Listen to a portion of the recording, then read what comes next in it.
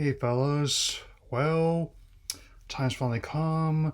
I've been playing it for at least 24 full hours over the past few days. Hey, it's time for my first impressions of new Pokemon Snap, which is, in my honest opinion, a picture-perfect reimagining of the Nintendo 64 Classic.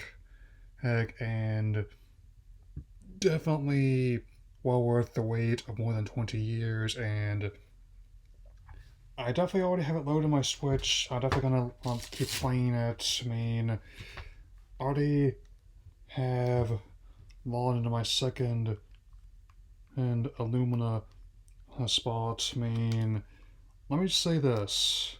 Yes, I mean, I did understand and the beauty of Milo Type before playing this game, but now I do. And even like the icon on my home screen is fantastic, and all the other stuff I've been playing as of late. I that's my most recent. So, I also will note that not only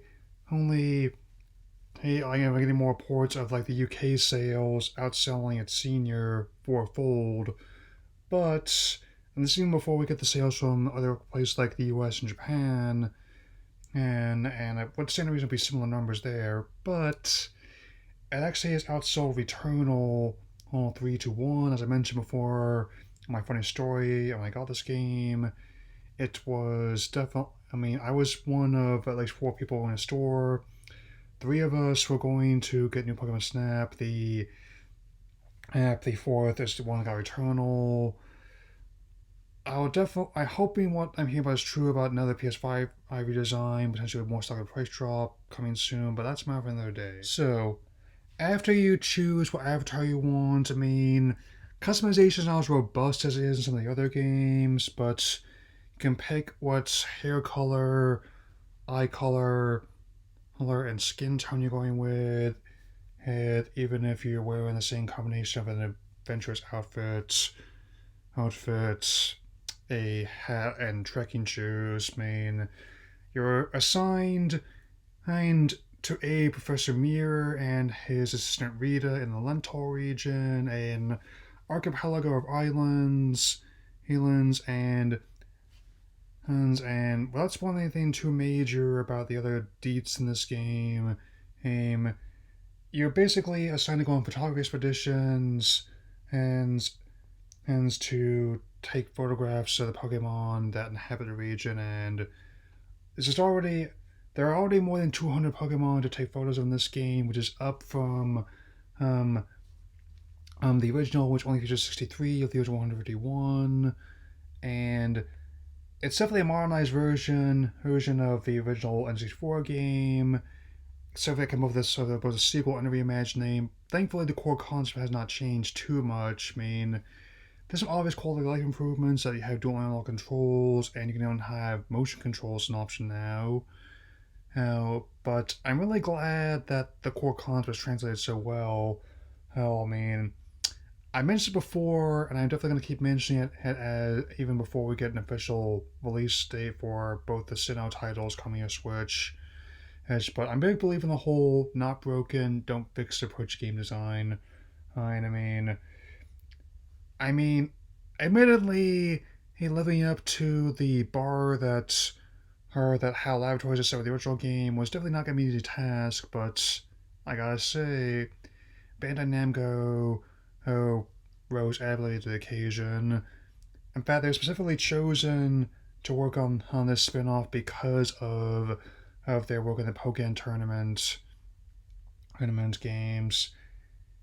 So I don't know about handing them the main series because I acknowledge that developing a photography based Unreal spin off is not the same skill set as developing a one on one fighting game, let alone on a full fledged RPG. Hey, that said, it is further proof the franchise can lend itself to spin offs in a variety of genres, the same way that Mario, as much as it can, collecting items and stomping on Koopas. can also race karts, throw parties, and play golf. Definitely looking forward to Super Rush this summer or so. And I'm definitely gonna keep playing this game, and definitely thinking that, of course, it's visually stunning. I mean, made a lot of advances in 1999, obviously.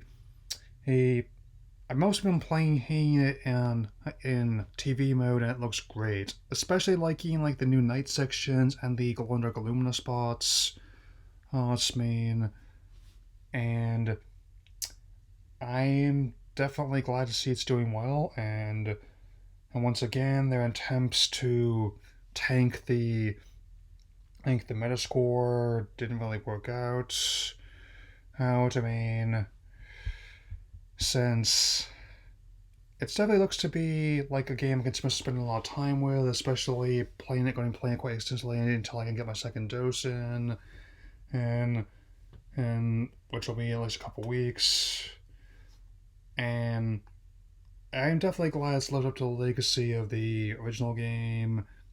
And my it's based on my first impressions been quite positive, and I will definitely have my next Pokemon Monday video out to you who on this Monday, and given the circumstances, it's one that I think is very going to be very welcome for me to talk about. So later. Mm.